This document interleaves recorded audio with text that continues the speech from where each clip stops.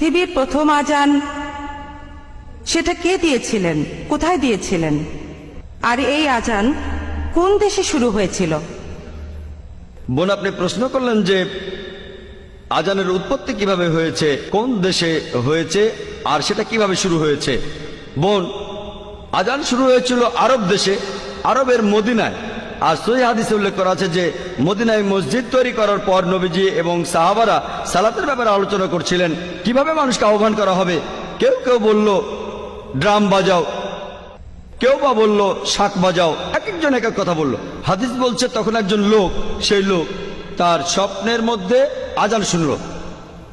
সে শুনল আজানের আওয়াজ, যেটা আমি আগে বলেছিলাম মানুষের কণ্ঠে। খবরটা তখন নবীজির কাছে পৌঁছে গেল, আর নবীজি বললেন সে যে কথাগুলো শুনেছে সেগুলো শুনতে খুবই ভালো লাগছে, আর সালাতের জন্য মানুষ